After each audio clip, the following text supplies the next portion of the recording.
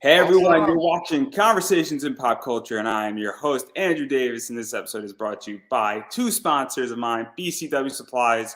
Use Pop Out and Made Comics to get 10% off your entire order. Bags and boards are expensive, and I have a t-shirt that is up there as well. It's a Gundam t-shirt. It's on Redbubble, 16 colors. You can pick that bad boy up.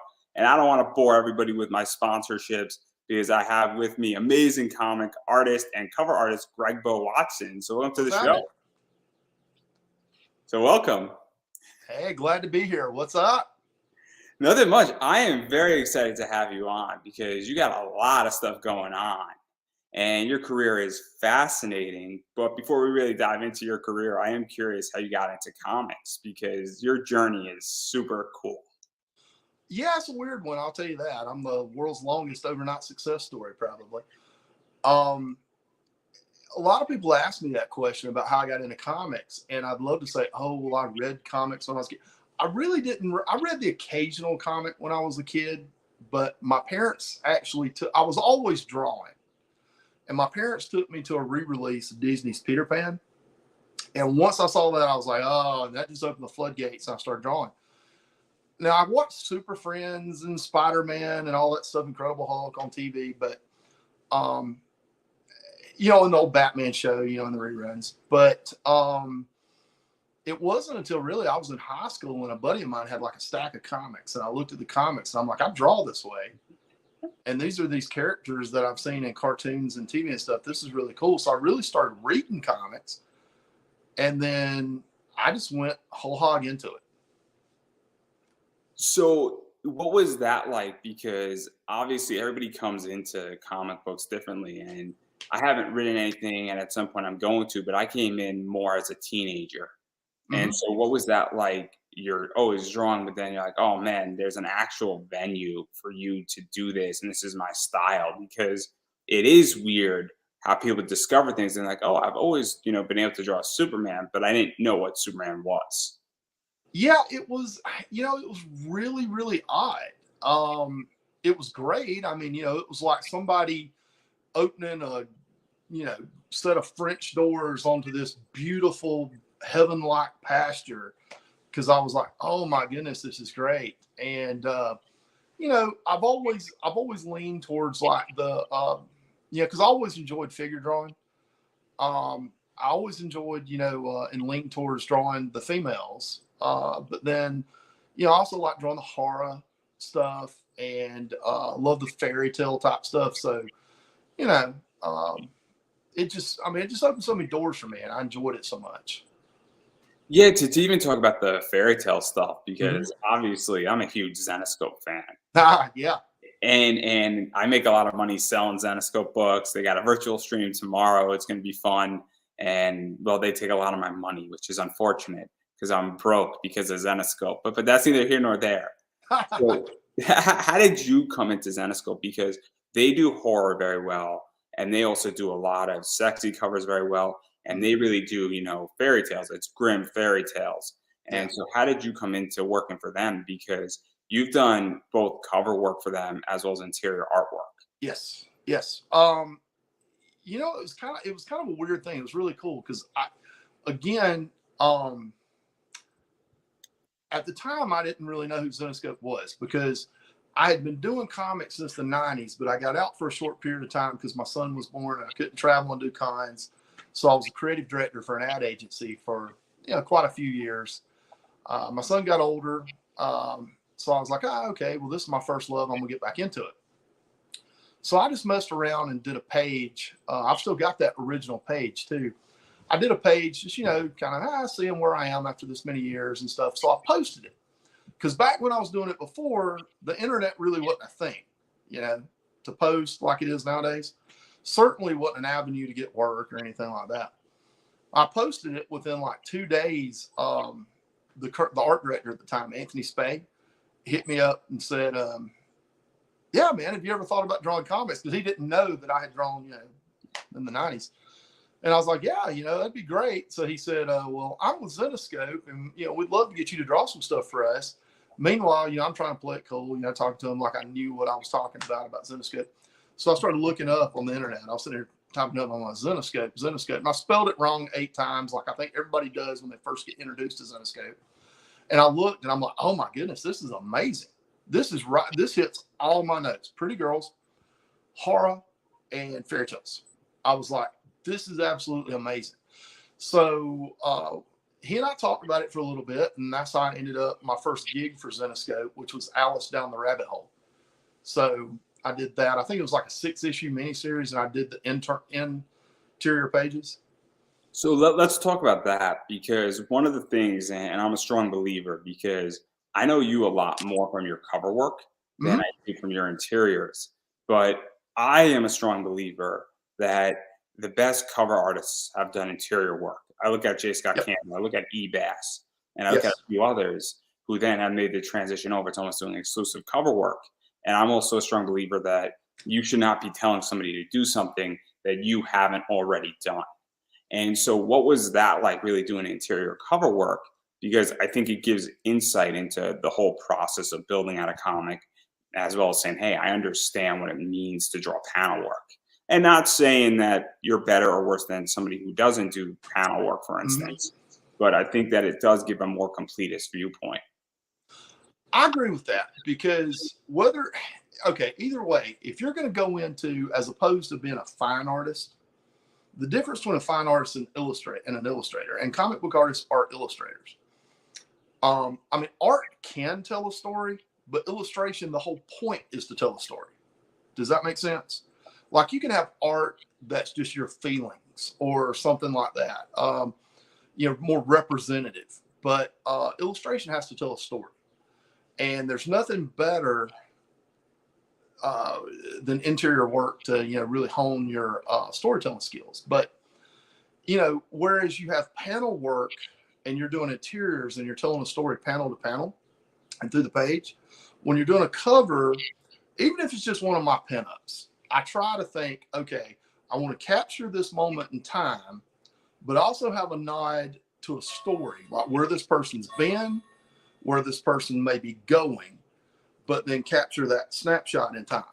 And I think that doing interiors, and then plus, like I said, I was creative director for an ad firm for years. So, I had a strong design background, and I think that helped a lot making the transition. But, when I broke in, there wasn't really, I don't even think the Kubert School had been established at the time.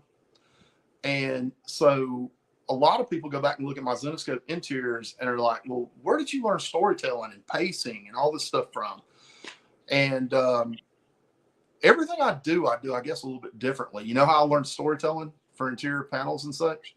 I'm sure you're going to tell us. I'm sure you're going to tell us. I'm so going to tell you. interested You're not going to stop me. I'm going to tell you. I'm running wild here. Basically what I did is I studied one of my loves, which is the old 1930s horror movies from Universal. Because, everything's in black and white, so you really can see the stark contrast. And it was at a time when people were moving from the stage in vaudeville to, the big screen. So everybody was overacting because they're still used to trying to emote to the person, like in the cheap seats. So, instead of something, today, if you try to learn by movies today, everybody's kind of subtle, like, yes, yes. Back then it was like, yes, I'll tell you, and doing the hand gestures and all that. But they didn't have a lot of special effects. So they really had to hang their hat on good, solid storytelling and pacing. And so, I looked at the 1930s horror movies. Then another thing I looked at that I loved was Twilight Zone. And that's how I learned storytelling and pacing. Yeah, because this is so interesting, because I think a lot of people can actually learn as an artist and as well as a writer, even how to tell a good story. Because, and nothing against comics, but I find that it's hit and miss right now in the comic world for me, where some stories are great and some stories are horrific. And then I'm like, why did I buy this? What's going on? And indie and mainstream are not excluded from that. It's collective across the board, and not, nothing against anybody's book or anything like that. But some stories just miss. And whether it's the art or the writing, I'm not going to make a huge judgment because I think it's a collaborative effort. but I Oh, think a it is. lot of people need to learn how to figure out how to tell a better story. And sometimes even going all that vaudevillain style might work in a lot of ways because it just expressly clears it out, I guess. Well, I'll tell you this, because a lot of people ask me from time to time about like the off the covers, but in which I'm more known for now. But back when I was doing, they'll ask me about my work back when I was doing the interior pages, and they'll say, tell me about one of my favorite collaborations, and it was Alice 10th anniversary. And I had done a lot of work with Pat Shand before, and we collaborate really He's well. been on this show. He's been on this show. Pat's amazing. I love Pat. Great. And Absolutely so great. Pat is, I mean, he's a genius at keeping this stuff together. One of the coolest things was that I liked, and this is one of the only times this has ever happened, and I thought he did an amazing job. He was the editor for Alice 10th. Okay. And once I was doing the story pages, he was sending those to the writer so that the writer would be in the loop and know. And then once I'd finished the colorist would hit them. He would send those to me and the writer. So we were all together in a big symbiotic, and it was just probably one of the best experiences I've ever had. I'm still talking about it to this day. And I'll never forget talking about the collaboration. One of the scenes called for Alice to be falling down through a room with all these clocks and stuff. And they had written just clocks of all different sizes. So I remember the old Felix the Cat clock, where the tail and the eyes. So I did one of those, and I drew it like the Cheshire Cat, like coming down about midway. And then Pat saw it, and he goes, "Oh, man, that's cool. All right." So then they went back in and actually wrote dialogue for the clock. And it was just all based on, us working together. And it turned out really, really great. So what is that like? Because sometimes, and I've heard other people look at a book, and Max DeVille has spoken about this slightly, where it's the idea that the art is really good, or the art is a different level than what you were expecting. You're like, oh man, I got to go back and revise the story a little bit. And so what is that like for you as an artist? Because some writers are like, no, just go back and redo the pages. And then sometimes even some companies are like, go back and redo the pages. But then some companies are also saying, wait a second, this is really better than what we imagined. And I'm not necessarily, this isn't what I asked of you to do, but it's better. Or it brings the story into a new direction that now that I'm looking at it is 10 times better. But sometimes also creators are saying, look, we don't have time to do this, or we don't want to get creative with the art you presented. So what is that like, that it come and said, hey, you presented a really good idea and we're going to run with it? Yeah, well, I mean, it's really cool. I mean, I've got a really good example of that. Since you're a Zenescope fan, you'll know what I'm talking about. In Wonderland, obviously they have the Jabberwocky.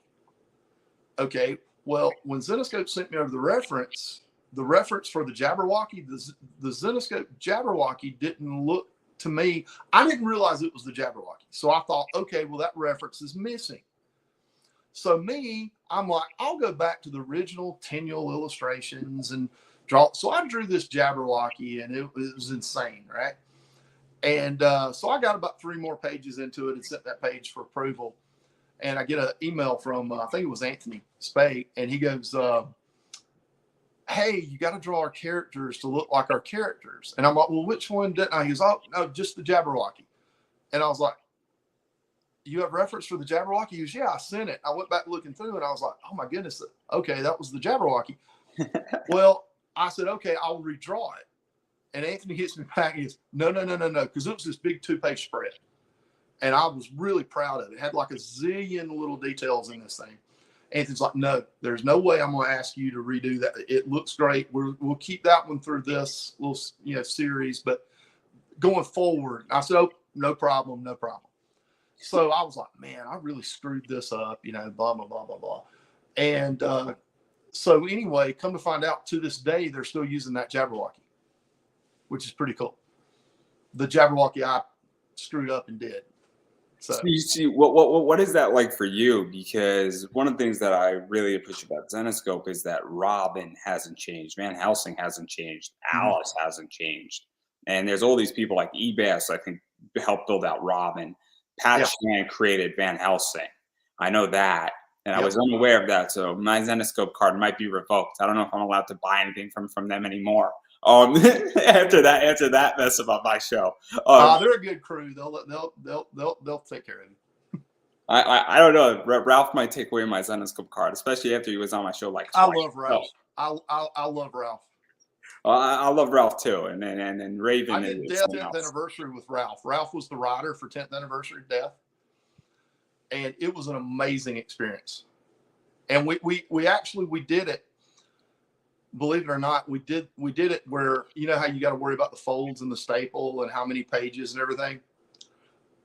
After it was done, I'd already moved on to something else. Ralph hits me up. Ralph's like, "Okay, all right, we're 1 page short." So what do you mean we're 1 page short? And we were 1 page short for it to fold and whatever. And so we had to add a page in there. So that you talk about collaboration. And I had so much fun collaborating with Ralph. But it was funny with my Southern accent and his accent. You know, it was like we kept saying, what? What'd you say? It was great. I know exactly how that conversation went. Yeah. Ralph's one of my favorite people. I mean, really and truly, he's a cool guy. Yeah, I love Ralph. Ralph is great, and Ralph Spino is nice to me. He's been on my show twice. I've been on their stream once. I don't know if I'm ever going to get back just because my schedule is busy. Yeah. But they are amazing, and it's always a good time. And I appreciate obviously when Ralph comes back on, and he's always welcome on my show. So if Ralph's watching this or he sees this, he's always welcome on my show. I want Joe on my show though. That's what I really Oh want. yeah. But I digress on there. But I do want to talk about some of the covers actually that Okay. you've done because I like showing pictures. So this one is interesting. The Van Helsing versus Dracula. I had so much fun with that, and this is funny. I've only for Zenescope. No, I've done a couple, but for Zenescope, I have only colored 2 covers, and this is one of them. And then the Alice 10th anniversary, a variant color cover, I actually colored it as well as drew it. But what happened was, again, all these things are my fault. I will go ahead and tell you, these all are my fault. So I'm sitting there and they're like, "Hey, you want to do the Van Helsing versus this is when they started transitioning me into covers. You want to do the Van Helsing versus Dracula cover?" And I'm like, "Well, sure I do." And so I sat down and did it. And then I started coloring it because why not? So I started coloring it. I sent it in, and I think it was Ralph. Was it Ralph? Maybe. I think so. Whoever I was doing, I think it was Ralph. He hit me back and says, we were just wanting like the pencils and the inks, but this looks pretty good. Well, you want to try your hand at coloring?" And he made some edits and stuff, and because I was a little bit too bright at the time, and he was like, "I desaturated a little bit," so I was like, "Okay." And so it went out, and it's so I have a special love for that particular cover. So to even talk about that because this is something that's fascinating. Obviously, Sanju has been on. Yeah, Sanju colored he colored the Minx cover I did. I love Sanju. Sanju is great. He's been on this show, and he's one of the greatest colorists. Extremely talented. Extremely talented. I can't wait in which that when I do my project, I'm going to have him do the art and Michael D. Pascal do the coloring. Just to mix it up because usually Sanju colors Michael D. Pascal's work, and I want it the other way around on my Kickstarter when I run one. Just to mix it up. You're going to really mix it up, aren't you? I like to shake things up, everybody. Oh yeah. But I've obviously coloring is a whole different beast, and I am curious, what was that like for you to color and really even just do a little bit of that because a colorist can make or break a book, both interior and exterior.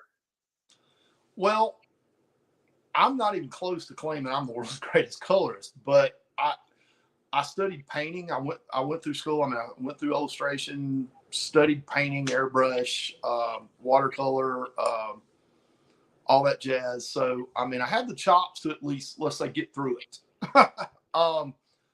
It was fun and I enjoy it, but I'm real happy in the situation I'm in right now where Gwen's coloring the bulk of my stuff because she's amazing. And it really frees me up to actually do more covers. And, you know, what I was having to do, it's interesting you asked that because I don't know if anybody else has mentioned this before.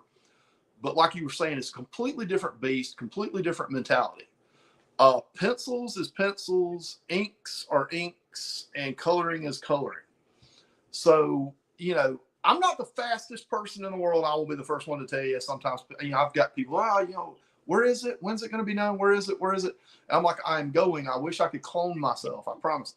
But what I found out is it was taking me longer to pencil, ink, color, pencil, ink, color than it was like on, let's say, Monday, pencil, pencil, pencil, pencil, then midweek, ink, ink, ink, ink, and then at the end of the week, weekend, color, color, color. Because I was having to jump, and it was a lot of creative stress, you know, switching hats and going from, you know, artistic mindset. So that's my thing. I try to do as much as I can with one discipline and then move to the other discipline.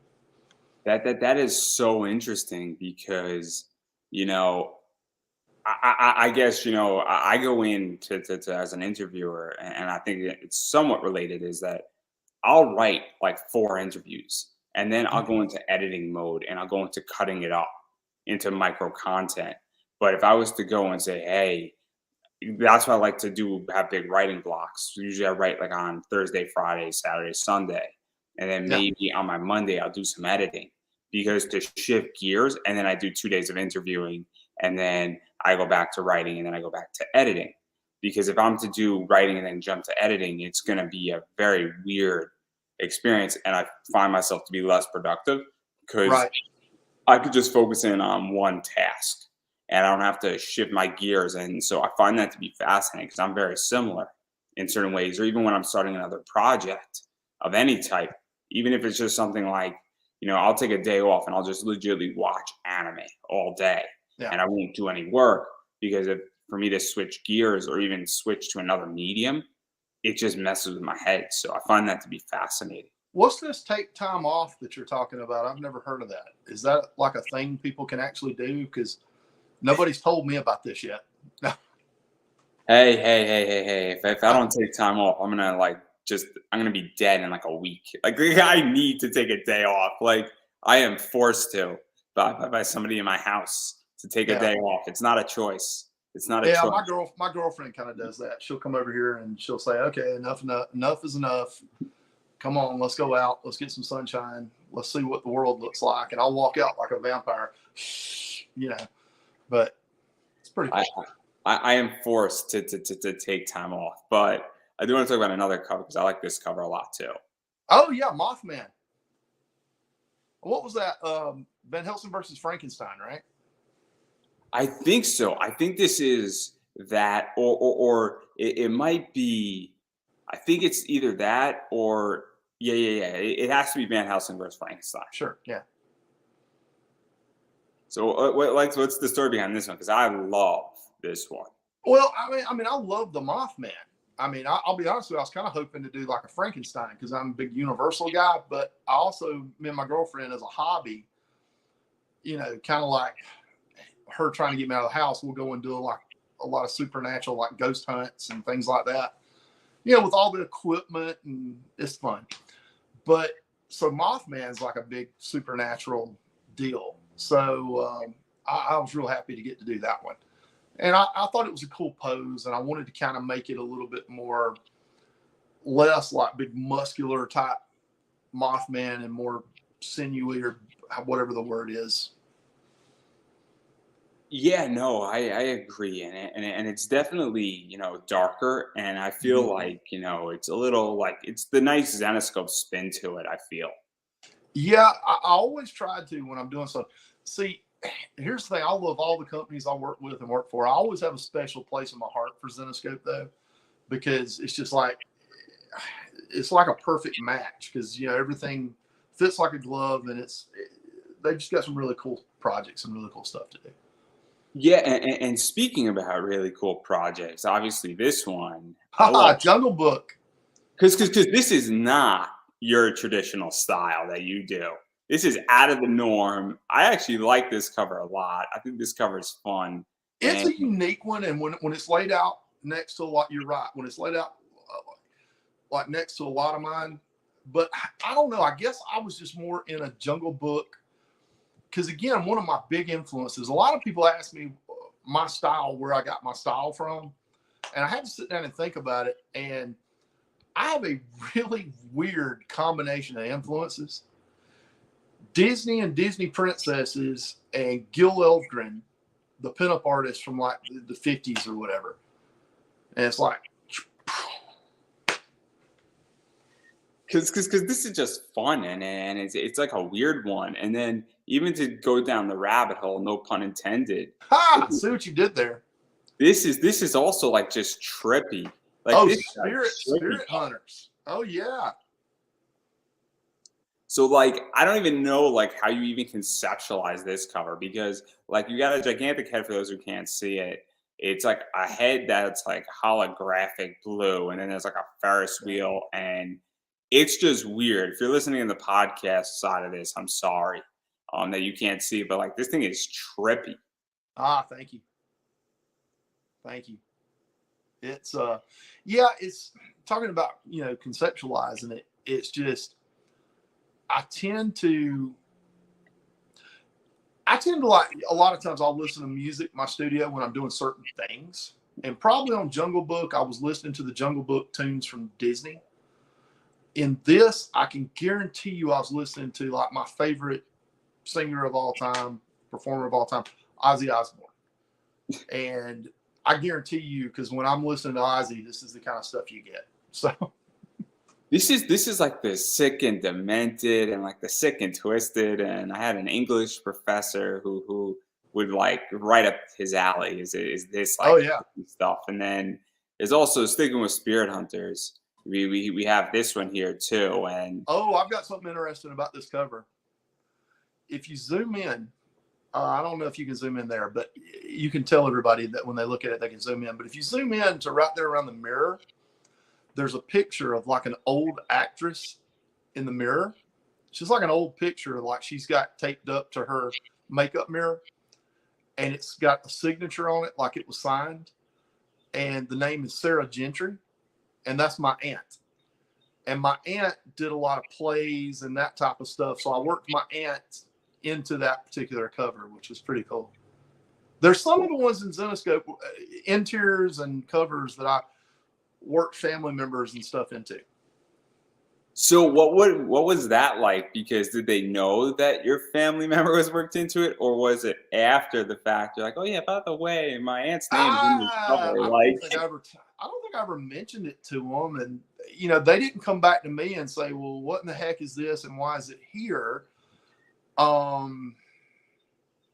think it just went under the radar. It may have, or they're so good to work with on things that they may have just been like, oh, okay, well, there's Gregbo, let it just die. Yeah, let it go.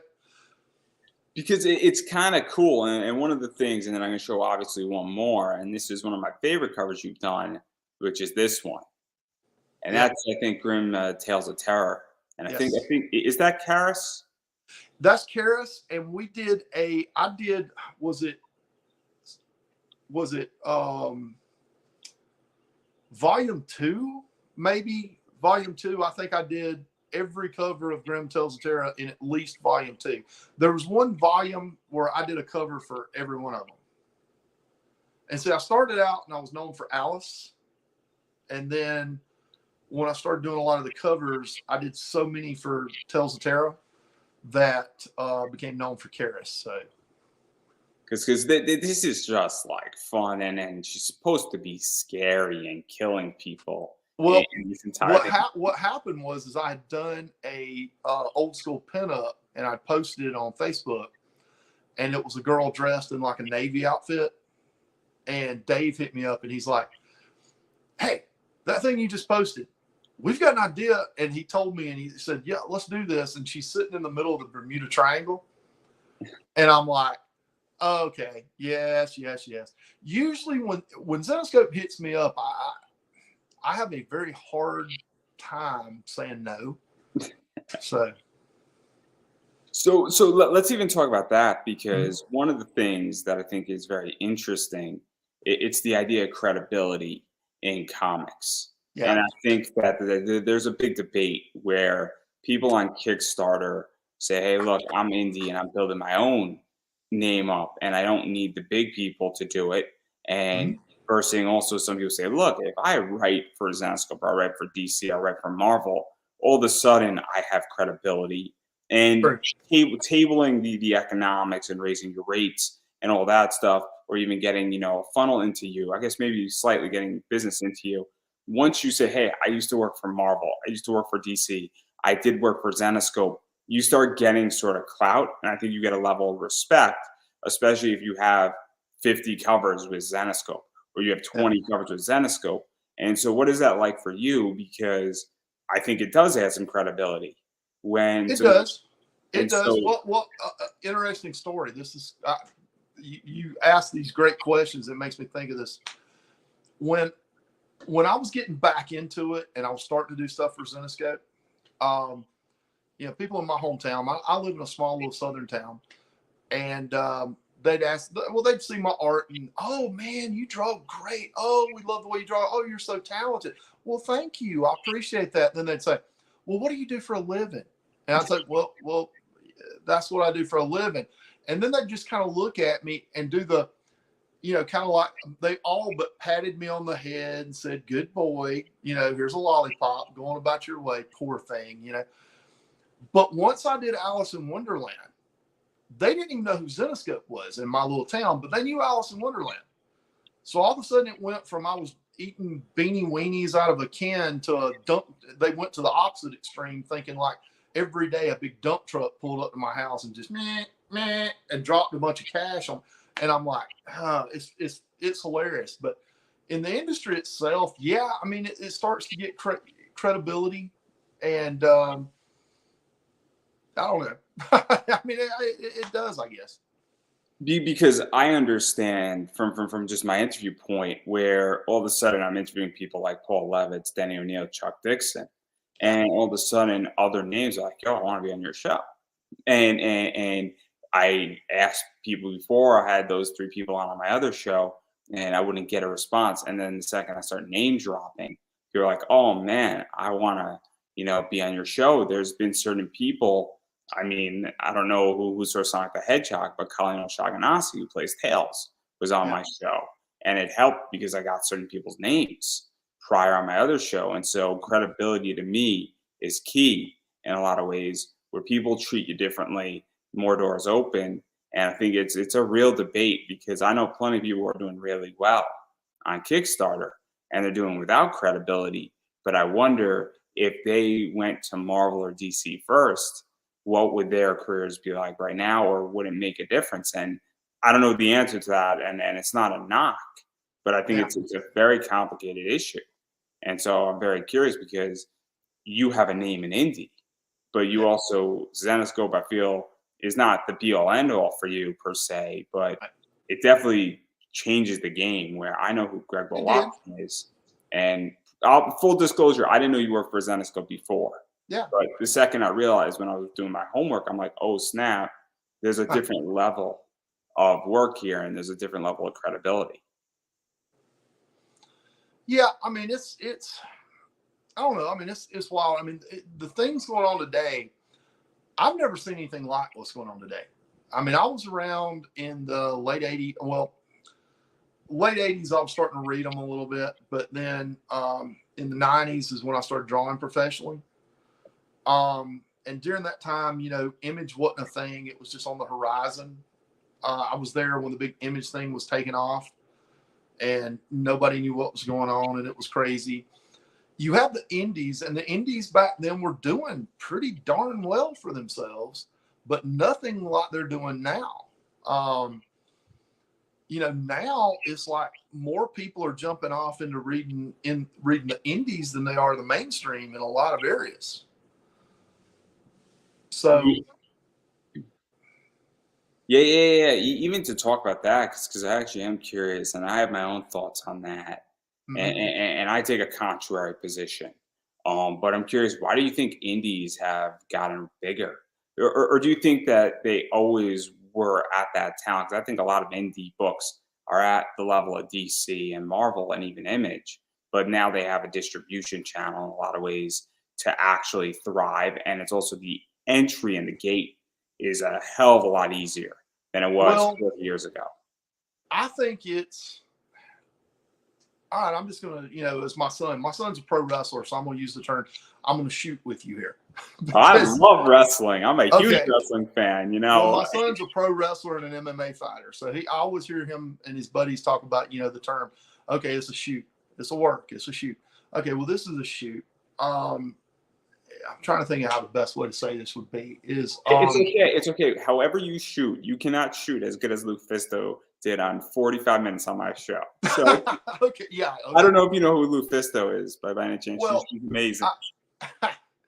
I'll just say this. I think that part and parcel of it is the amount of talent and the ability to produce, just because of our technology with the internet promotion, the ability to produce. I mean, I remember I did a comic back in the 90s, and it was so costly just to get it even close to what the mainstream was putting out. I believe that's part of it, but I believe why so many people are running to the independents is, and I won't get into that part, but it doesn't matter what side of the politics you're on. I don't care. You just want to leave it out of the comics. I mean, you can hint at it, give it a good message. I mean, the X-Men always did, you know, back in the day, but it's gone from a nod and a wink to, it's gone from comics to like political pamphlets in some cases. So I'll throw in. I don't know if you saw Sonic the Hedgehog, the second movie that just came out this weekend, but one of the things that I thoroughly enjoyed about the movie is that it was just a movie. Yes. There was no politics. It's Dr. Eggman's evil. He's trying to rule the world, and Sonic and his crew wants to stop him. And it was basic, and it was not political. And you know, his life is hard enough as we sit right now. And guess what? When I read Sonic the Hedgehog comics or I read Batman, I want to know the Joker has gone AWOL and he puts Batman in a impossible situation and Batman gets out of it, or Sonic gets out of it. And I'm trying to escape from an already difficult life. And I think with indie in particular, you know, a lot of people have flocked. They're like, look, this is just a good story. And of course there's politics, but it's just that there's a massive conflict that's occurring. A little bit of politics. We need to just figure out how to get out of the massive conflict while maybe Marvel, DC, Image are all trying to, you know, do some messaging. And it's like, if you pulled back some of that politics, we would have a decent story and it would be, you know, tolerable, for lack of a better word. Well, I mean, I have really good, I mean, heck, working in the entertainment industry, you know, most of it leans one way, but I have good friends on both sides of the equation. And we stay good friends. And that's one thing you don't see about me on like Facebook, social media. I don't talk politics. I'm not going to talk politics on here, but you can't have a discussion about why the mainstream comics are kind of not what they were, but independents are exploding without at least acknowledging that does play a huge part of it. Because, you know, you want to have fun with it. You know, I believe anybody who's an outsider can enjoy the X-Men and the message it gave, but it didn't specify every little thing. You know, it kind of made everybody feel included and that everybody could pick up X-Men and enjoy it. And the only reason I'm saying X-Men, because I hear a lot of people say, oh, well, people talk about politics. The X-Men did it way back. Yeah, well, yeah, they did. But, they did it in such a way that was still enjoyable. If you do it too heavy-handed, only one side, whoever's writing it, it doesn't matter which side it is, I don't care. Whichever side it is writing it, it's only going to appeal to their side. And I just want to see things and do things that appeal to as many people as I can. I want people to enjoy them.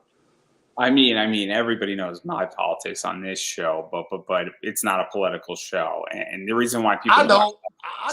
I'm coming in fresh. Everybody knows how I think, and it's no secret where I am very money oriented and I'm very business oriented. But nobody knows other than that, and people understand how I think in that realm. Where I'm an economic guy, Yeah. so that should give insight, but nobody knows my exact positions. Yeah. But people know how I think, and they know how I view things in a certain way where I have a very particular lens, and it definitely affects my political decisions. But that should give everybody enough clues. But yeah, everybody comes on my show because, again, we're talking about comic books and we're not talking about politics. This is not a political show. Exactly. And exactly. there's plenty of other people who are much better at that than I am. So I understand that I can't compete in the political world right now. So, and I would like to make money doing something. So why get my ass kicked in something that I'm not good at? So and see, that's the thing. I mean, I want to do cool things that people can enjoy, and not force my politics or force my beliefs on somebody, because I don't know. I mean, if we're sitting down having a beer or something, then okay, and they ask me, that's one thing. But I'm not going to put something else like buy my stuff and listen to my everything. It's okay to put some in of how you believe, because I believe when you're a creative, you also kind of have to put in your beliefs to find who you are as a creative, but tone it down a bit.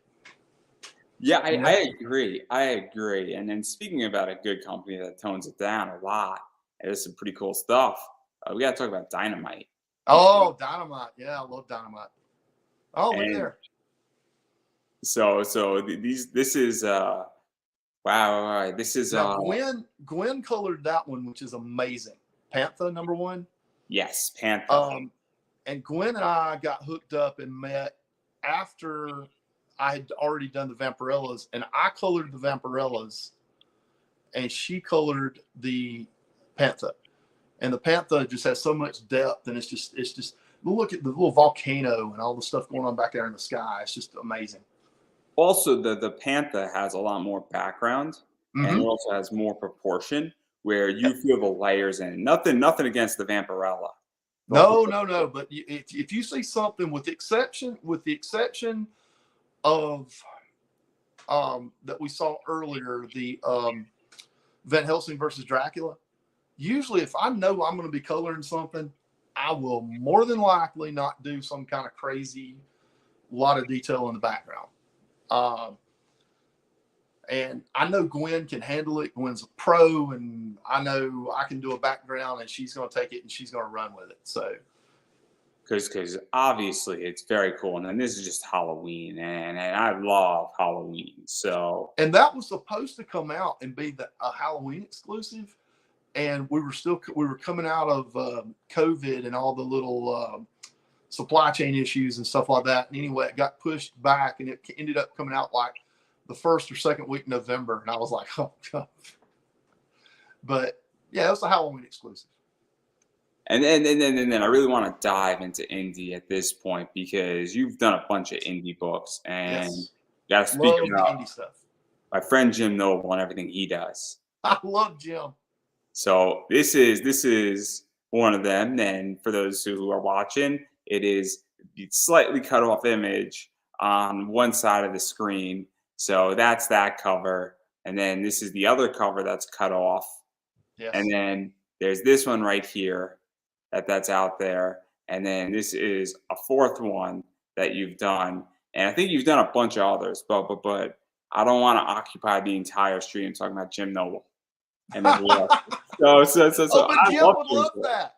Jim would absolutely love that. Hey, we're actually working on Well, we've got 4 or 5 in the works, but one of the ones we're working on, I do Heroes Con in my neck of the woods every year down in Charlotte, North Carolina in June. And he's actually coming to Heroes Con this year. So he hit me up and he said, hey, let's do a Heroes Con exclusive. So we're going to have a really cool Heroes Con exclusive there. And so I really like that cover. It's amazing. And then obviously really continuing to talk about indie here, you know, this is Max DeVille's cover. Yes. And some Mary Machine Gun. And this cover is just slamming. Oh yeah. I mean, it's like I went ape in the background. I've got so many, you know, if you look at it, I've got so many little bullet holes and stuff like that in the wall. And I was like, Gwen's going to kill me.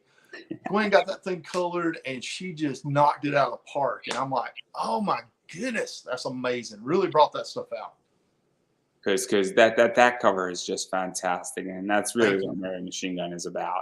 This is the cover, what it's about in so many ways. And I think Max did very well with this cover. And then, awesome. I'm glad. I love him to death. He's a good guy. And then this is Alton's cover. Alton. And this is I was on his stream when he was launching this. I think. Yeah. I was on his stream when he was launching it the night of the launch. So this is something that's very, very cool in that regard. And I like this one too. And then this is the cousin to Jim Noble's cover. Yes. Primal. So very, very cool cover. And then this cover and this cover really belong together in so many ways. You know, that cover that you're showing there is now my new con banner when I'm at cons. So what is that like to do a cover and then say, hey, this is a really good, you know, cover, and then make it your con banner? Because it's obviously good for you because you did the work and people will see it. And then it's also good for that artist, or not the artist, but it's good for the writer or whoever owns that project. Mm-hmm. And so what is that like? And what is that like saying, hey, you know, can I use it? Do you ask, or how does that work? I just did it. It was Jim. And then I told Jim after the fact, I said, hey, look at this. And Jim's like, wow, that's cool. But Jim and I collaborate really well. So I knew it wouldn't be a problem. Because it's really fascinating. And then obviously this one is cool too. And they just amazing, go so well together. They go so well together. So what is that like to build out 2 covers that really go well together and complement each other? Because I think it is an art and it's also stylistic, because there are people that are now entering this where there are certain artists that I love. So I am a huge Ebas fan. I'm a huge Dalton Teague fan.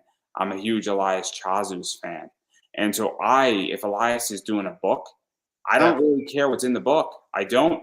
I mean, he just had an interview in Hustler magazine. I am not a regular subscriber of Hustler magazine per se, anybody, but he had an interview in Hustler.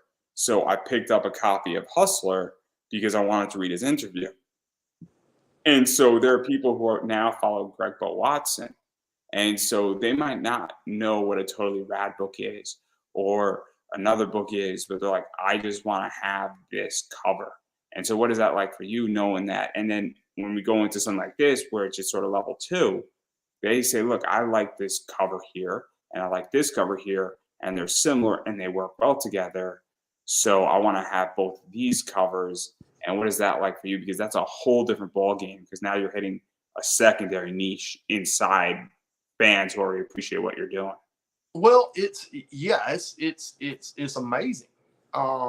We stay pretty packed at these cons. And my con schedule, that's a whole different ball game, because down here in the Southeast, if you're willing to drive within 2, maybe 3 tops hours, you could do a con every weekend down here. And I had to pull back some. My girlfriend was like, she's an accountant, so she's put a spreadsheet to see how many cons we had done. Because towards the end of the year, I was feeling so tired. And I mean, we were having like 3 cons a month, sometime a con every Saturday in a month. And I had a hard time saying no or anything. So, but now it's just, It's surreal. You know, I take how I interact with the fans and um, how I feel about that from when I was breaking into the business. Jimmy Palmiotti was one of the nicest people, still is, but I mean, just this amazingly nice person, and how he talked with and interacted with the fans. I always bookmarked that, and I said, you know, if I ever get to a point where people are actually wanting to come see me at these things, um, they're the whole reason that I am able to do this and have a job. So, I mean, I go out of my way. So, I mean, I'm real appreciative of it. So you brought up really two interesting points, and I'm actually very curious because con economics are fascinating to me. Again, I love economics, I love money, I love how money operates and even business. And and we're not diving into your personal finances, I promise. So this is everybody relax. But what is that like for you to make determinations? Because when you go to a con, Mhm. it is your time. It's time away from wherever else you're doing It is. time from you from watching television or working on a new cover or even catching sleep and also being at a con.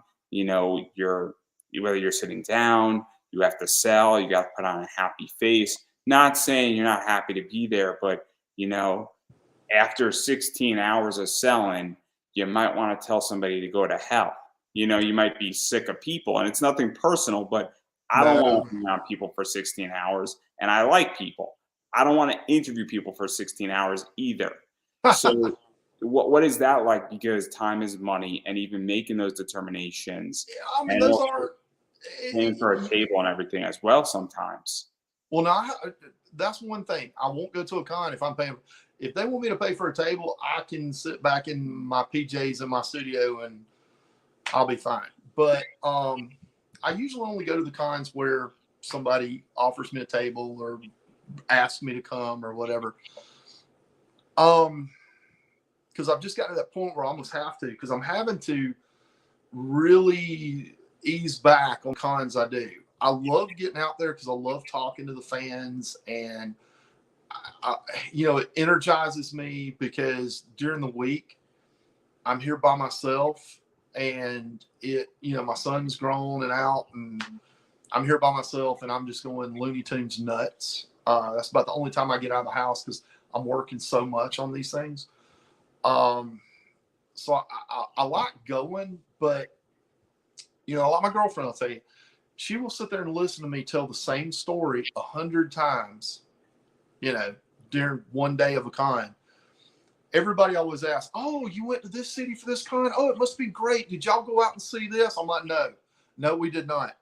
We left. We went straight back to the hotel room, and my girlfriend knows I lay face down on the bed for at least 15 or 20 minutes just to decompress from telling the same story over and over and over again. But I don't mind it at all because these people travel from all over to come see me and see my stuff. The least I can do is try to be on, you know. I'd hate for somebody to come up and want to come see me, and then I'm just kind of, because before I broke into the business, and I was just kind of going and filling stuff out because there was no internet, and you take your portfolio to the cons and all that. And I remember I had a bad experience with a few that were just kind of like sitting down hunched over their board, man, yeah. And I was just like, oh my goodness, it's almost like these people hate being here, hate what they're doing. I mean, so I always try to be on. I get to know a lot of the people, and they friend me on Facebook, and we talk, and it's a good thing. But yeah, I mean, and there's times, even with getting my tables comped and hotels and all that stuff, it helps obviously with the economics, but still sometimes I have to weigh that against my workflow. Does that make sense? Yeah, it makes complete sense because I'm at the stage right now where, I have sponsors sometimes Mm-hmm. on episodes, and I have to weigh those decisions on can I afford to interview somebody and what are they bringing to the table, or is there potential that they're going to be the next superstar? And it becomes complicated. And not to sound like an asshole, But, you know, last year in season 2, I did 172 interviews, and I had to unfortunately reject certain people because there just wasn't enough time.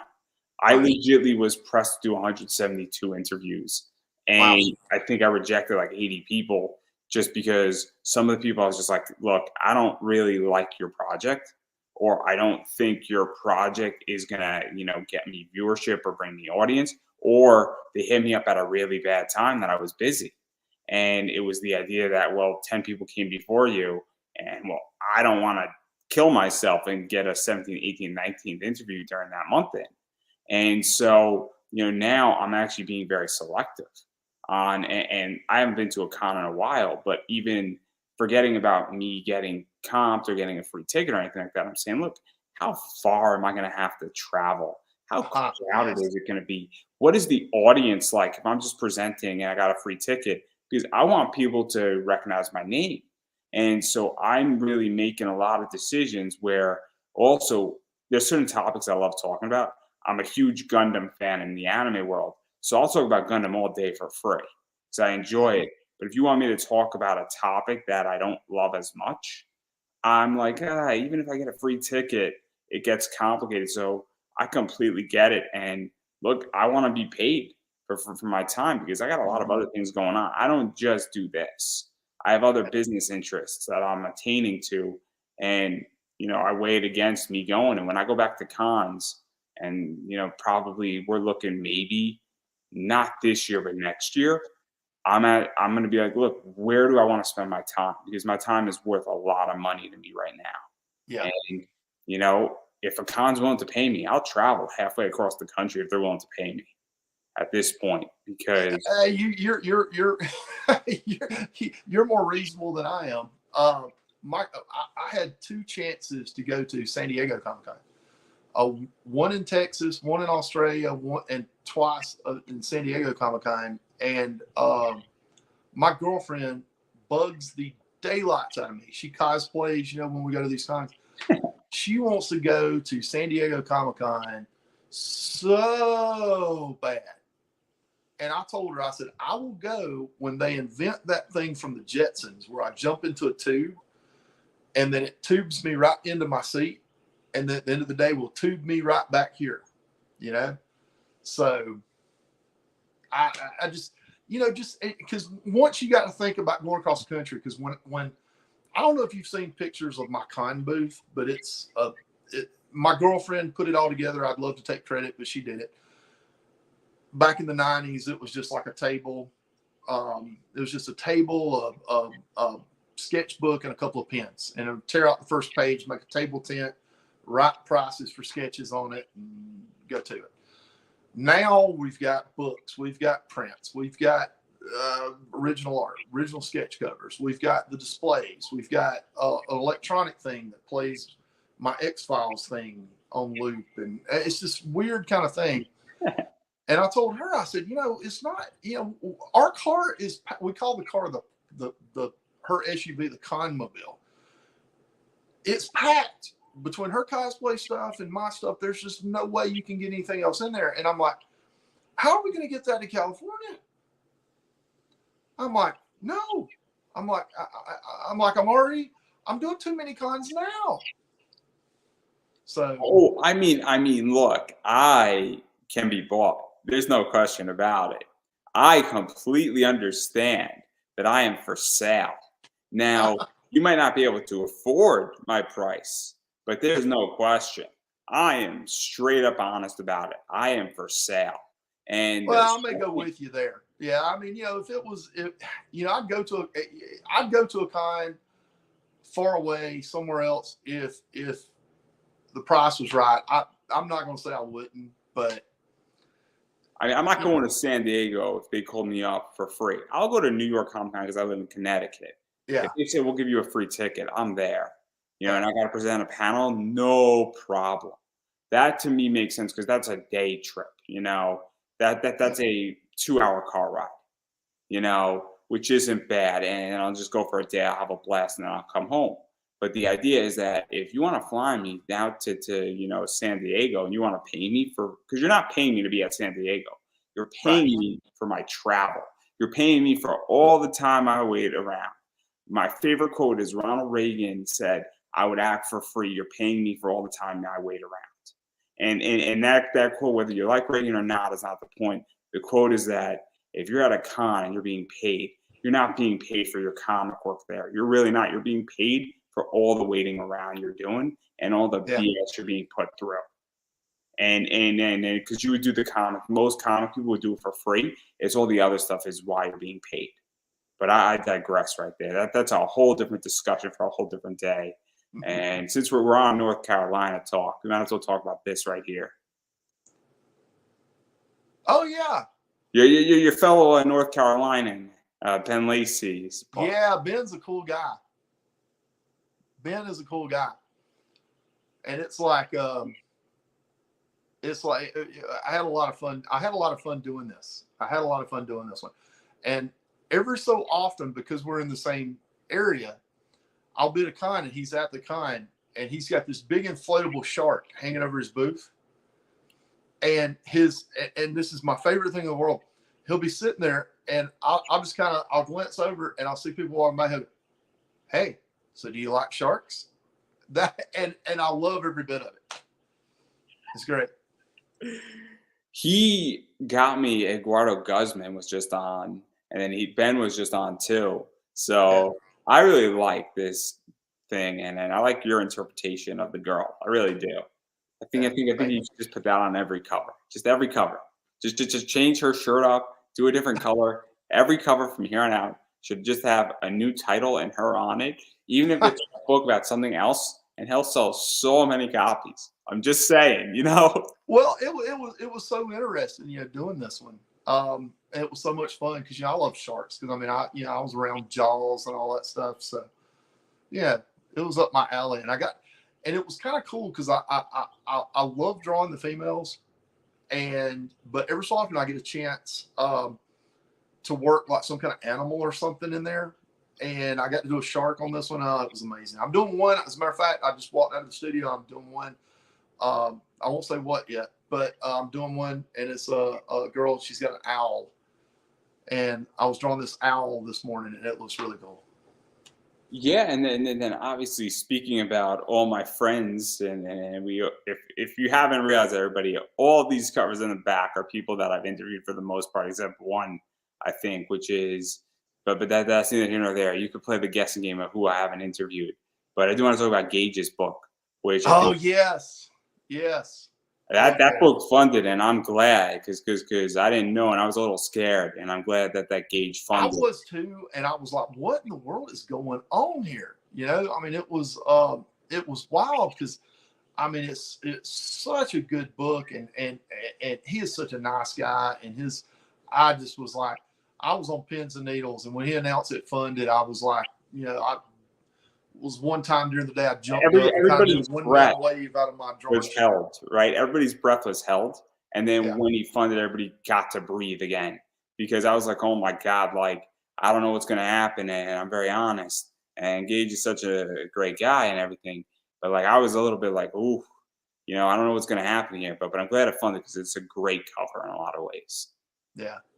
Well, and we were talking about cons earlier, and this is a good point, because I had this up on my screen, that I have a little screen that goes by with stuff I've got or done, and this was on there, and everybody was sitting there going nuts, and I was telling them about it, and all these covers I'm doing in the independents versus the mainstream, or even like the mainstream offshoot independents. Yeah. I have copies of the books there at the table. These people, that's the only difference. That's the only drawback I see is like some of these books I've done, I don't have copies of the books at the table, and I do all these kinds. And there's like a line of people there. Oh, I saw this book the other day. Do you have it? I'm like, well, no, but here's how you get it. And it's like, it's wild. So to even talk about this, because this is my biggest issue with the independents right now. Versus Marvel and DC is it's just the amount that somebody has done. Yeah. Where I am a big proponent, I've been saying it a long time, is that what's dictating the future is on demand and big libraries. So with DC and Marvel, they have an abundance of content, and even with Image, they have an abundance of content. And unfortunately, and this is not a knock at indie creators, if you're producing a book and you're kickstarting it, you cannot produce 12 issues a year. I mean, you just don't have the capital, you don't have the whereabouts, you don't have that artist has to eat. A lot of artists are doing other things beyond that. Yeah. And, you can't have somebody on staff 24/7. And so that's one of the biggest drawbacks with indie right now. And it's also the idea that sometimes you just don't get your comps for a while as well, if you get comps at all. And so he's like, I really like this cover and I want to get it CGC and I want to get a signature. And then you don't have it because I'm sure that you've been at cons where somebody has CGC with them and they're like, Gregbo, I want you to sign this book. And then it gets graded because they want that collectability. And so that's another thing. And then if you don't have the book or somebody's just because also you have to wait sometimes for this thing. Sometimes your printer is behind by 2 months, or sometimes, somebody runs a Kickstarter, the money takes 2 weeks to clear, and then they send the books out to print, and then 6 weeks later, and then you have to wait another 2 weeks because it's just they got to ship it out to you. You know what I mean? It's like I think that area, just because of the sheer popularity, I'm hoping that area gets better. In the meantime, like I do a lot of store signings too. And, they'll bring in like some of my old Zenoscope stuff, or they'll bring out like some of the Dynamite stuff or whatever. But and I just got finished doing a bunch of covers for Coffin. But when they see a cover online and the store's like, oh, okay, that's amazing. I want to get all these copies and I want to do a signing up at the store. And it's hard for them to do that under this model. I don't know what the answer to that would be in the interim. I think that kind of economically. I could tell you from an eBay side, I look at these retail packages and some people know how to do retail really well. I'm going to throw a name out, Travis Gibb. Travis gave me a retail package it was a $35 retail package that is worth about $105 for me, which is amazing margins. And for me as a business, I can now hold on and sell those books for 18 months. And it was only like 10 books, but the risk is worth the reward. But I've seen retail packages where it's like you're selling a book at $15 and you're going to sell to me at a retail price of $10. I don't live on $5. I can't afford it. eBay takes 13% out of that, and I'm getting raked over coals. And so I need a 50% discount minimum, if not more. And, this is why I don't like dealing with, Kickstarter retailers, because it is so hard for me to make money on my eBay store. And if I had a store, a brick and mortar store, or even a Shopify store, it's not much better. It might even be worse if you think about it. Because you have to factor in square spacage, and you also have to factor in, if I put a book on the shelf, what is it taking up from? You know what I mean? And so that's a big issue. And, that's why I need a certain price range, and I'm very reluctant to when I'm even allowed to. And also the reason why Travis's books worked is I sell a lot of Zenoscope books, and there's certain books that he has that also hit that niche where somebody's willing to buy a certain book because it hits that niche. And so I think it's a real issue because I think that a lot of people don't understand business and the business side of a comic shop. Without a doubt. Because I see people all the time who love comics, and they decide they're going to put up a comic shop, and they learn very quickly that it takes a special kind of person to do that. It takes a certain, like Liam Neeson said, I think it was Liam Neeson said, a certain set of skills. But these tricks are not for kids. Yeah. And, well, I even thought, because when I do something for somebody, like if I do a cover for somebody, Gwen and I both are the same way. We're going to promote the ever living heck out of that thing. And I do a lot. And like I said, I mean a lot of conventions. And I promote the things I do for these creators at the conventions. There needs to be, I mean, at the very least, I would think, because I can't have like, I mean, you see all the work I'm doing and stuff. I can't have like a banner there for every person. So maybe even like little 5x7 cards or something with the cover on the front, and then on the back there'd be like some kind of like what is that code you can scan with a phone? You know what I'm QR code. QR code, where they can go directly on their phone to where they can get the copies or whatever. Because you know, these people are out there and they're clamoring for it, and some of them miss the Kickstarter, or they miss this or miss that, and they're trying to get a hold of it. And I mean, I could tell you from my end, when people come on my show, I am now promoting the living hell out of it, where I do a lot of micro content. I then do a lot of other content. I do a whole set of micro content exclusively for Instagram. Yeah. And I'm doing a micro content exclusively for YouTube. I post it out on YouTube. Again, I share it into all these Facebook groups. And, you know, so when people come on my show, I mean, I'm working my ass off to push your stuff out there. And that's what I appreciate, when people actually meet me halfway and share it out themselves. It sounds crazy, but a share goes a long way, you know. But also, I'm not even in podcast form yet, and that's coming. But it's a real issue, because I know people who won't promote their own episodes they've been on my show. And I'm like, what the hell? If I'm promoting it, you could at least share it in your newsletter. You know, and if you have a newsletter and you don't share it in your newsletter, I mean, there's a reason why certain people don't come back on. And they ask me and I ignore them, because it's like, you didn't give a damn when you were on my show. And then there are other people who are like, I'm going to promote it every single week. I get on a show, on a podcast, and I have been promoting an interview that I did 5 months ago every 2 weeks on my Friday at 7 o'clock. Every Friday at 7 o'clock on Twitter, I retweet it out. Now, I don't know exactly what that's doing, but that's at least showing effort, you know? But I think it's a problem, because I think that people don't realize that making money in comics is hard. Yeah, I mean, it takes a special kind of animal to do this kind of thing.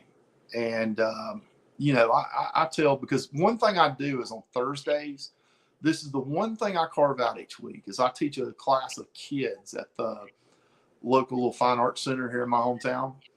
I teach them how to draw comics and stuff like that. Because I always said, if I make it, because back then when I was trying to get into it, I was down here in the middle of the South with no access to internet or anything, because it wasn't around yet.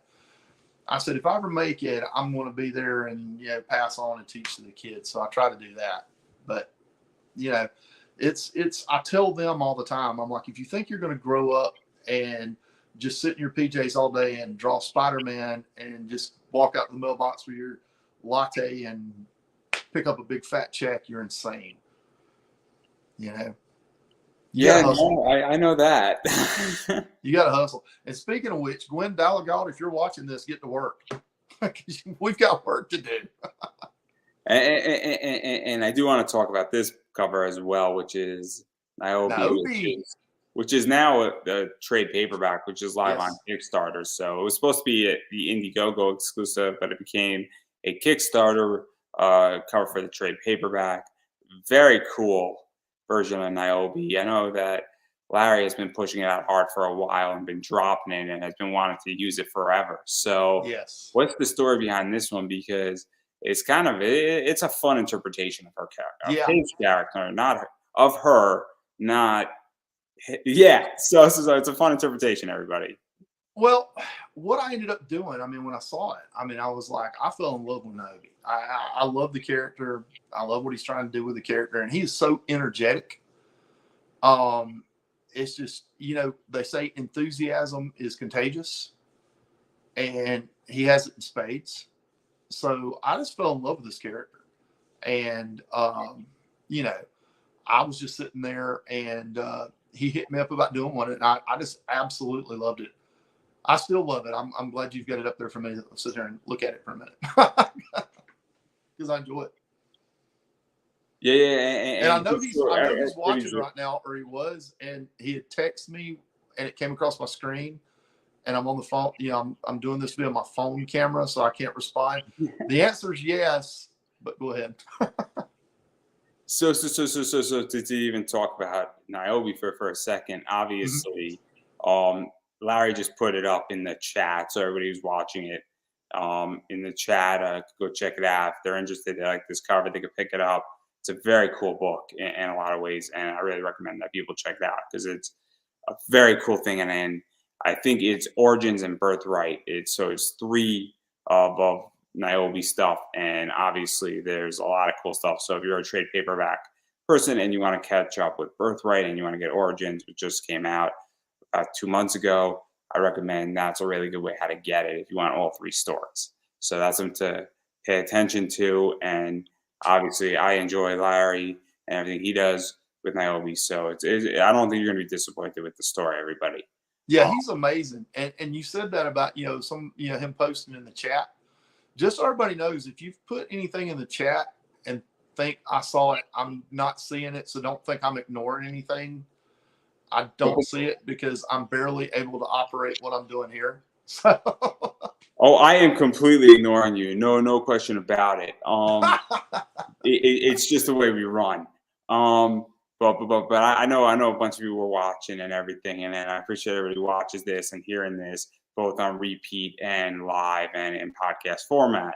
But also I do want to talk about this cover as well from Mike, oh and yeah, we just finished that one. this one From too. Mike. This one too. Oh yeah. So what was that like? Because obviously this one is doing really well. I think it's going to break 20,000. That one, I'll tell you, he hit me up, and I've really enjoyed collaborating with him. And he hit me up and he said, I'm thinking about doing some Roller Girl covers. And I said, oh, you are you? So, I believe we hit all cylinders with that one because, I was thrilled with doing it. I actually got to go in and do, like you can see on her little torn jersey there, it says Warriors across it. And then there's a little dinosaur and a little sweatband and all kind of little cool things that we could do with her. And then Gwen was hitting me up every day. Have you finished it yet? Have you finished it yet? Have you finished it yet? I want to color it. I want to color it. So, it was just so much. It was just a fun piece, and we've got. I won't say too much, but we got more coming up. It's because it's also this one is in play, I think, as well. Yes. The And, pterodactyl attack.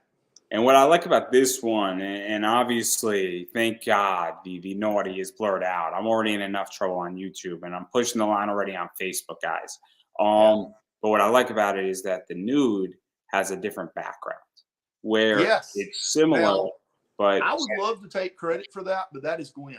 Gwen, that was Gwen's idea, and I just have loved it. So now she's starting to do that on our covers. When it has an alternate, like a risque cover, that one's usually at night. And I think that was genius that she did that. because what Steph Wilson does, and I know Steph was watching for a little bit, Yeah.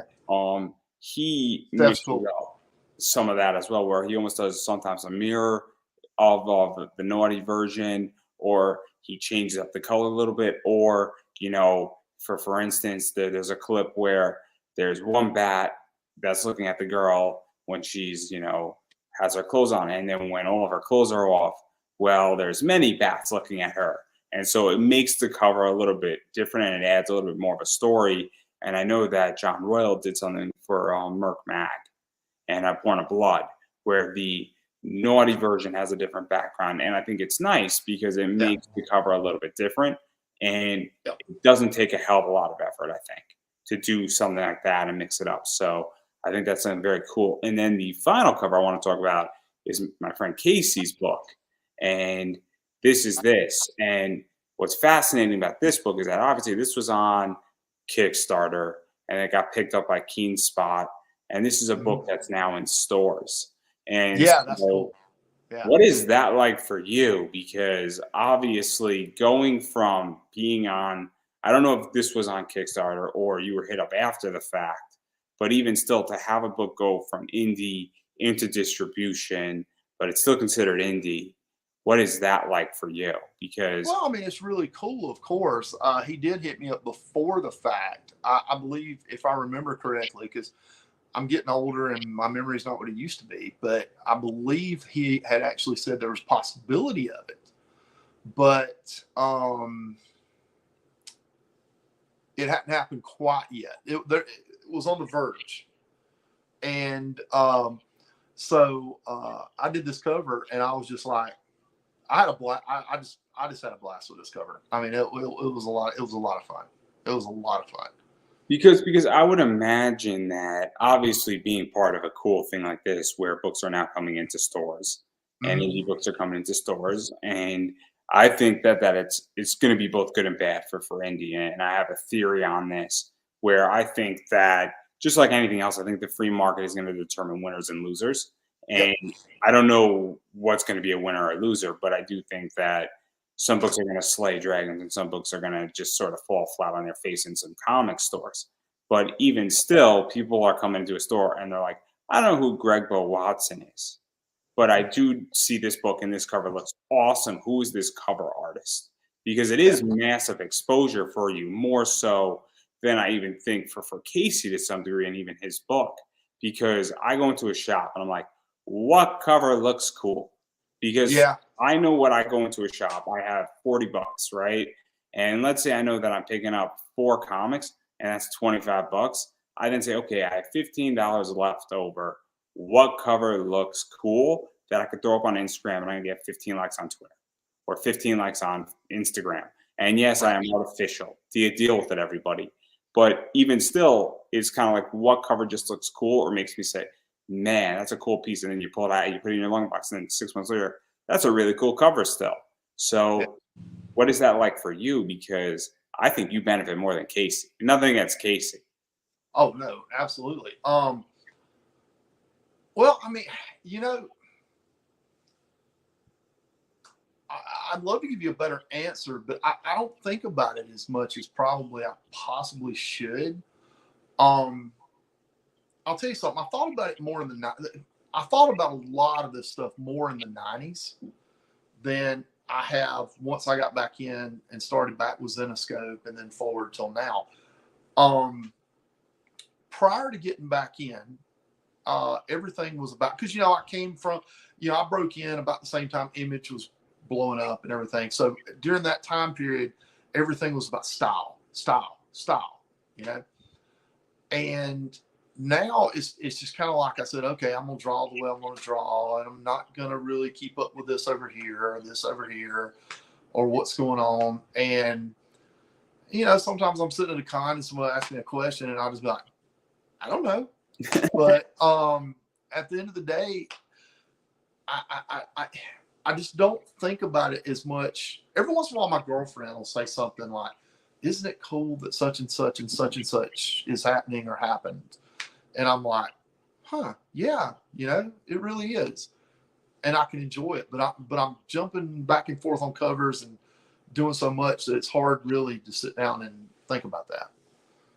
Yeah, see, I'm so different. I am so different at this point where obviously I'm always looking at my stock and my worth and my clout jumping up. And I understand, like, I'm like, this is kind of cool that I'm interviewing this person and this person and this person and that person, and this is happening. And then even when I get into an area that or the next level, for lack of a better word, I'm like, okay, I'm getting somewhere. And so for me, it's like I'm very well aware. Oh, Well, there's two times. There's two times. Well, there's several times, but two of the ones that just popped into mind when you were talking about it. Um, One was I did a sketch cover for Stan Lee, and I'd posted it up, and people liked it, and went through its normal cycle of likes and all that stuff. And I was like, oh, okay. Then I kind of didn't think about it for a while. About 2 months later, Stan posts it, and it's on all his social media. And let's face it, it's Stan Lee. So I'm sitting on the couch one night with my girlfriend, and we're sitting there watching something on TV, and all of a sudden my phone's going off, and it sounded like I was being attacked by R2D2. My phone beep boop boop beep boop. And I looked down, and I'm like, why are people reposting this? I did this 2 months ago. And then all of a sudden I looked closer, and it was Stan that had blasted it out to Twitter, Facebook, Instagram, and for like a week, whoosh, I mean, it was like somebody turned on the fire hose, and I was like, okay, this is pretty freaking cool. The other one was, this is back when the TV show The Office was still running. You know, it was the last, for those who want to check it out, it was the last season's Halloween episode. My girlfriend and I are sitting on the couch, been a long day. We're sitting there watching The Office. All of a sudden, I jumped up and I hit pause. I'm like, look at that. My artwork is all through that episode.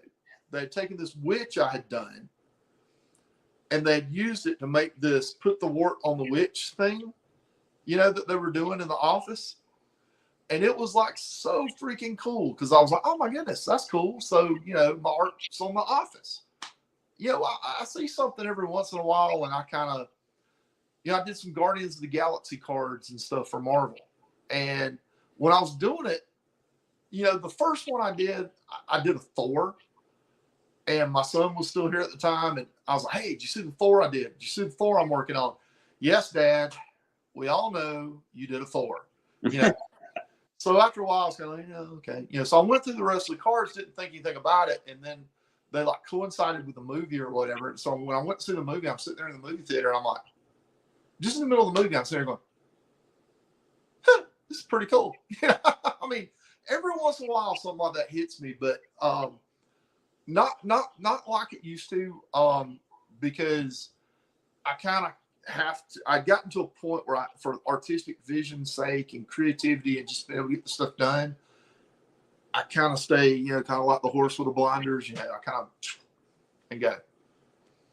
Yeah, no, I am still like when I'm speaking to like my childhood heroes, especially like voice actors and all that stuff. I'm like, this is kind of cool. Like this is kind of weird. Like this is like, how the hell did I get here? Is like how I ask, and I'm like, I should not be doing this. And then like it's so interesting, and I'm like doing it from my house, and it's just like it's so bizarre to me, and it doesn't wear off. Like it still doesn't wear off with a lot of people. Like when I did EBAS, like I'm like, oh, this is like legit, and Yeah. it doesn't wear off. Or like when I interviewed Larry Welts, I'm like, oh snap, like, or Hart Fisher, it was like, I should not be doing this, and I am enamored, and like I don't know if it'll ever wear off. Or when I sold out an entire panel room and people were ejected from my panel, I'm like, oh, this is what it looks like.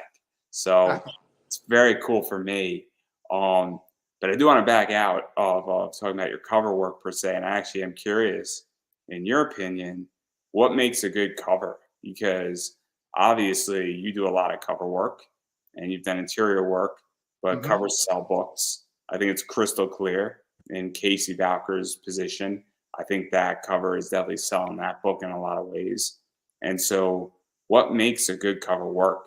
And and consequently, and you don't have to answer this question, what makes a bad cover? You know, there's a lot of directions I can go, but I'm gonna kind of boil it down to like probably the most important thing. It's when I do a cover, I try to think to myself, I have to take myself out of being the artist who's drawing it for a minute and think about that kid who would walk into a comic shop, me when I was younger. When I'm seeing this on a wall, because it's competing for so many different other things, you know, it's just like a wall of art. And I'm like, you know, I think good design, good layout, obviously, good execution. But at the end of the day, it's like, what makes this exciting? You know, what's going to get somebody to buy it? There's an old term like in wrestling or stuff. What puts butts in seats? You know, and you know, that's what I try to think about. You know, when I'm doing it, and I'm trying to think about what I would like and what I would want to buy. You know, that's probably the best thing I could say. Now in terms of a bad cover, a cover that has absolutely nothing to do with the interior of the book whatsoever. I I like to know. Now, sometimes I don't get the opportunity to know because I'm at an earlier stage sometimes.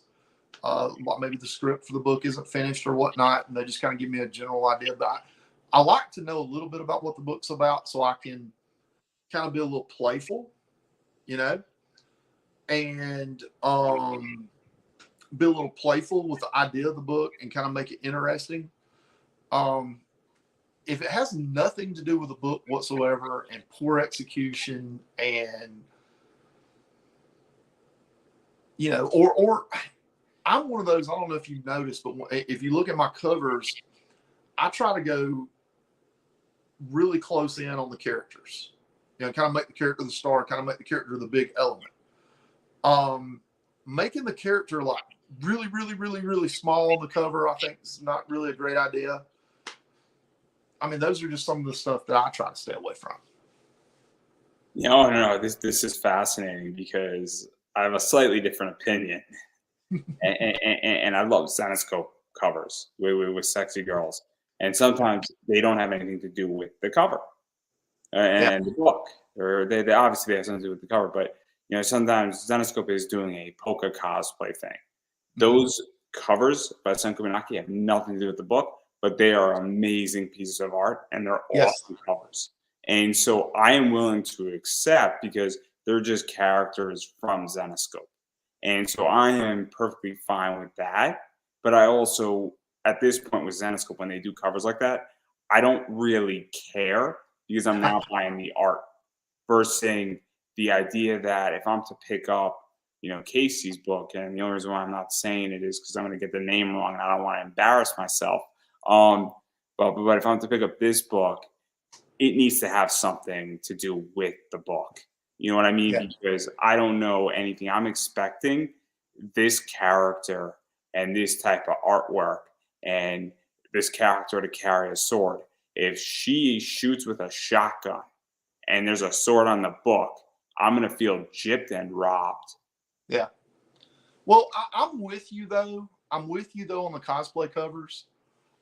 That's how Gwen and I got hooked up, is because we did a cover for Ryan Kincaid's Con Artists, and you know, we do the cosplay covers there, and I think the cosplay covers are awesome. I actually like two, and I haven't had a chance to do one of these yet, but I would love to do one like this. Is those breakfast cereal covers that they did? I thought that was kind of cool. Oh, Zenescope, Yeah. the serial covers. Oh my God, they are fantastic. They are fantastic covers. I don't know if you've seen this yet, but if you haven't, check it out. It's in my Facebook photos somewhere.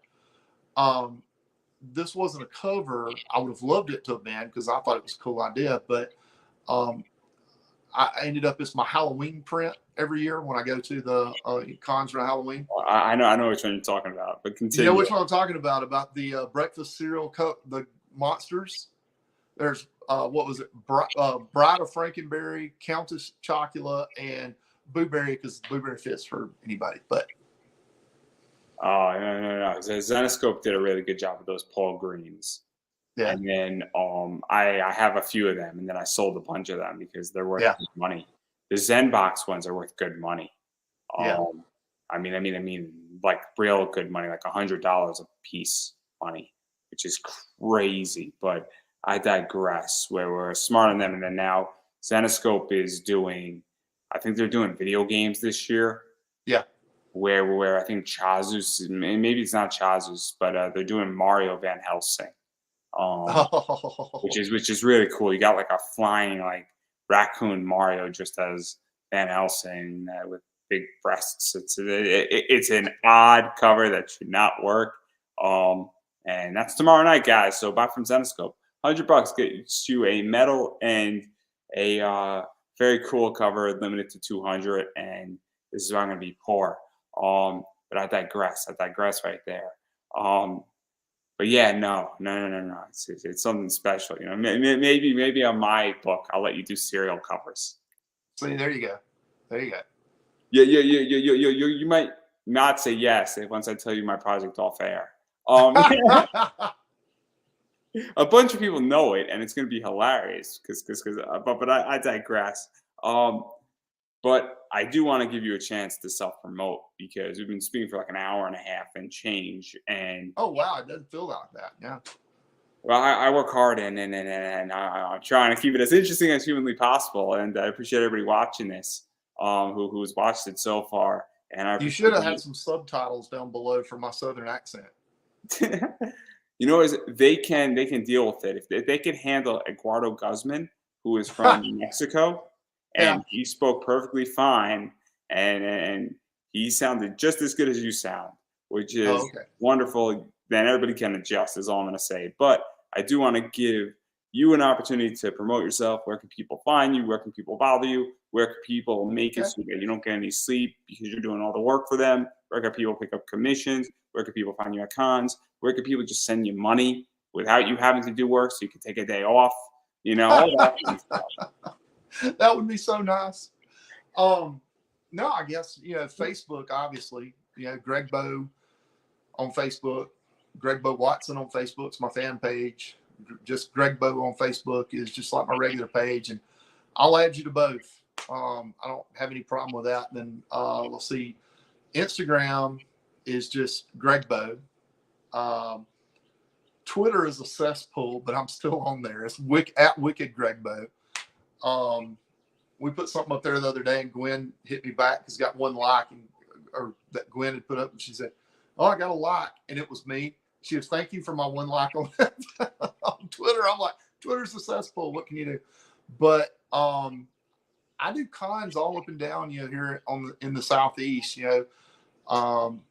Usually from Virginia down into Georgia, North Carolina, Tennessee, South Carolina, obviously.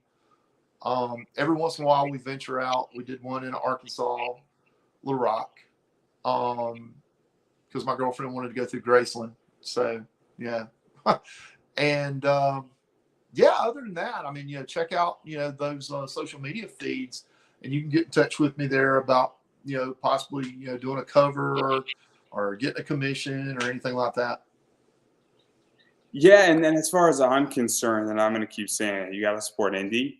And the way you do that is you buy people's books, and in particular at cons, you should buy people's books from there because that's the way that you support artists.